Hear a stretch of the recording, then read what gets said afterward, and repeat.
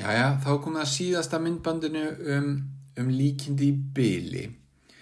Ég ætla að taka bara sýnidæmi þar sem að við erum að finna útkomurúm, einhverja tilraunar, ákveðna atburði og líkindin fyrir þeim atburðum. En ímyndum okkur að ferstrendingi með númeraðar hliðar er kastað tvisvar. Hann er sem sagt með 4 hliðar og hann sýnir annarkvort þá ást, tvist, þrist eða fjarka. Svipað á teningur nema hér eru bara 4 tölur í boði. Ferstrendingur lítur, hann gæti litið svona út. Við teiknum hann snöggvast og talan sem að þá er á toppnum þegar búið er að kasta honum, það er talan sem að þá þessi verpill kallast það sýnir. Það er þessi ferstrendingur. Og við ætlum að gera nokkra hluti. Við ætlum fyrst að gera grein fyrir útkomurúminu og muniði, það er verið að kasta honum tvisvar. Þannig að ein útkoma er sem sagt einhvern veginn bæði köstin saman, fyrra kast og seinna kast. Nú við ætlum síðan að gera grein fyrir nokkrum atburðum. Byrjum á atburðunum A sem er summa kastana er 5. Atburðurinn B, summa kastana er stærri en 6. Atburðurinn C, summa kastana er 8 tala. Og svo C-liður, við skulum reikna líkindi þessara atburða sem við finnum hann í B-lið. Og að lokum þá skulum við reikna líkindin fyrir því að summan verði 8 tala eða að hún verði stærri en 6. Og núna getið þið pása myndbandið og prófa ykkur áfram, prófa að reikna þetta sjálf eða fylgt mér sem snöggvast. Þannig að ef þið pásuðu þá skulum við halda áfram núna og sjá lausnina. En hún er svona. Fyrst snerist þetta að finna útkomurúmið. Það er að segja allar mögulegar útkomur. Og við getum táknað það með þessum hætti, omega, og það er eitthvað mengi. Omega er jafnt og svo fyrsta mögulega útkoman, það væri þá til dæmis, og við reynum að gera þetta nokkuð skiplega, ímyndum okkur bara að ég fái ás í fyrsta kasti og svo ás í öðru kasti. Eða ás í fyrsta kasti og tvist í öðru kasti, ás í fyrsta kasti, svo þrist, eða ás og svo fjarka. Þannig að þannig er ég búin að telja upp allar mögulegar útkomur þar sem að ás fékkst í fyrra kastinu. Nú, það gæti verið eins þarna með tvist í fyrra, tvistur ás, tvistur fjarki og svo framvegis þar sem þristur kemur upp í fyrra kasti eða fjarki. Þið sjáu að þetta eru 16 mögulegar útkomur og þær eru allar jafn líklegar. En það á ekki alltaf við allar tilraunir að útkomur séu allar jafn líklegar. Það er bara því að ég er með svona sanngjarnan verpil, þar að segja að það eru jafna líkur á hverri útkomu á honum. En maður þarf svona að vera meðvitaður þetta. Er ég með útkomur þar sem eru jafn mikla líkur á hverri útkomu eða ekki. En í þessu dæmi sem sagt, allar þessar útkomur, þessar 16 útkomur eru jafn líklegar. En það þýðir þá að líkunar á hverri þeirra er 1/16. Ég geti táknað það með þessu móti. Líkunar á litla omega er 1/16 fyrir öll omega úr stóra omega. Eða kannski skiljanlegra að líkunar á að fá ás og svo ás eru þær sömu og líkunar á að fá ás og svo tvist sem eru þær sömu að fá ás og svo þrist og svo framvegis alveg þangað til ég segi líkunar á að fá fjarka og svo fjarka. Þetta er allt saman jafna líkur og þetta eru 16 tilfelli þannig að það lítur þá að vera 1/16 hvert þeirra. Það sé líkunar á hverju þeirra. Þetta var aðliður að gera grein fyrir útkomurúminu. Það er að segja að finna þetta mengi. Ég þurfti ekki að finna líkunar á útkomunum þannig. En nú eigum að gera grein fyrir atburðunum. Og fyrsti atburðin var sá að summa kastana yrði 5. Við getum sett upp svona töflu til þess að halda utan um þetta. Þó þetta sé nokkuð ljóst af því að horfa á mengið en ég kannski bara tíni eða gleymi einhverju útkominu. En ef ég setja upp svona töflu þar sem ég læt dálkana tákna fyrra kast og línunar tákna seinna kastið, svo færi ég inn í reititöflunar summu kastana. Þannig að Ef fyrrakast ás og seinnakast líka ás, þá summan 2. Ef fyrrakast tvistur og seinnakast ás, þá summan 3. Og svo framvegis. Þristur ás gefur 4, fjarki og ás gefur 5. Og svo það ás og tvistur, tvistur, þristur, fjarki, tvistur. Og svo framvegis klára færin í töfluna. Og þið sjáið mynstrið sem verður til. Ef þið skoðið þessa töflu að svona skálínunar innihalda sömu tölu. Það að segja á þennan veginn, sjáðu 5 allstaðar, 6, 7, svo framvegis. Ok, hvert vorum við komin? Já, við ætlum að finna líkunar á atburðinum A. Við táknum það með P af A. Nei, við ætlum fyrst að finna atburðin. Þannig að kannski ekki komið að því að nota þessa töflu.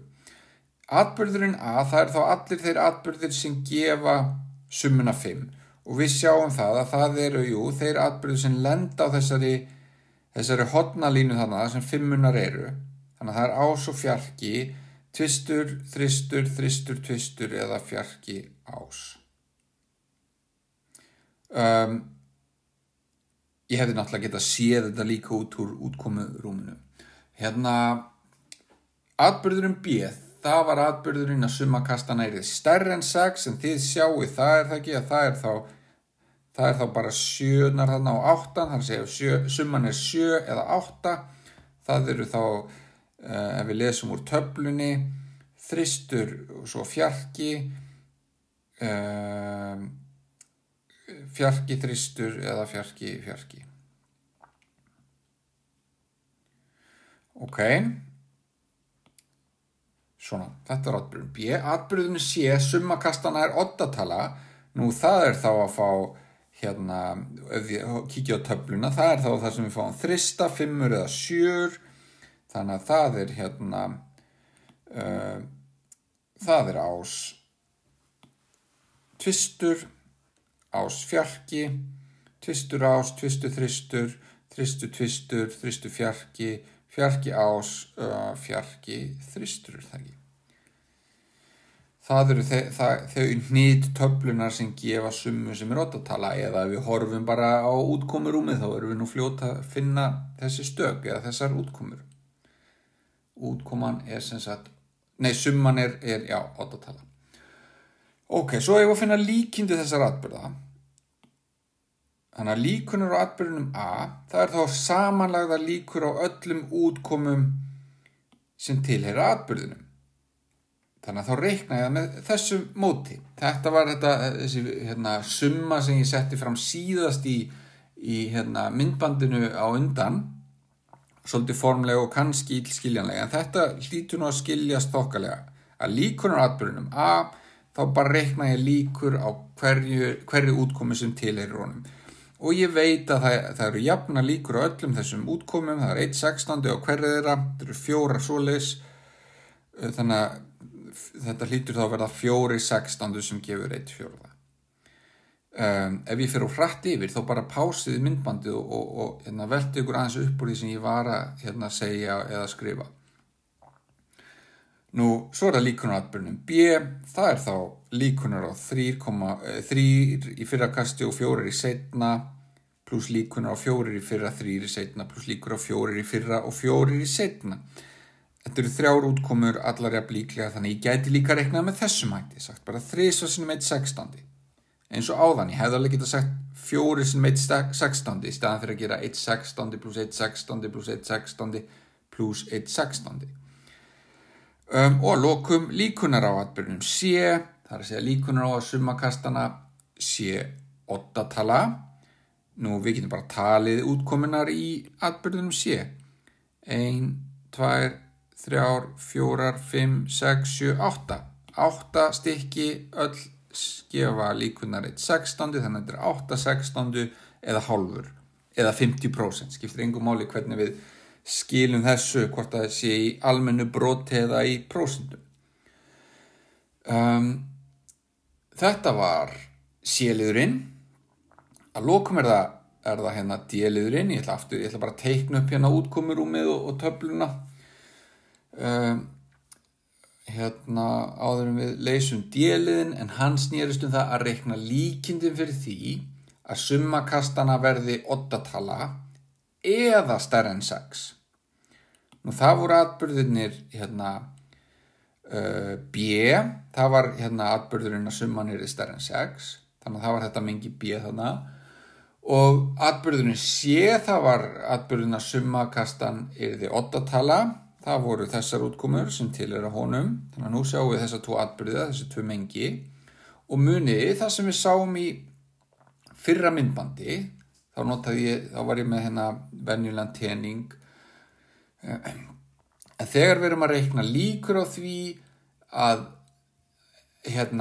einn atburður gerist eða annar, þá gotum við nota samhengi, það er að segja C sam B.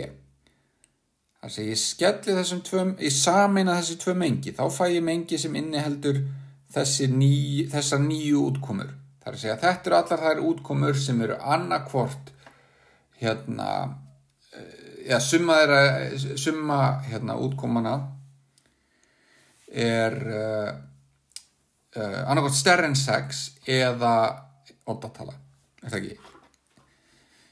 1 og 2, það gefur þrist, það er oddatala, 1 plus 4 er 5, það er oddatala, 2 plus 1 er 3, 2 plus 3 er 5, 3 plus 2 er 5, þetta er allt saman oddatölur, 3 plus 4 er bæði oddatala og stærra en 6, 4 plus 1 er 5, það er oddatala, 4 plus 3 er 7, það er aftur bæði stærra en 6 en líka oddatala, svo 4 plus 4, það er ekki oddatala en það er stærra en 6, þannig að það tilheyrir þessum atburði.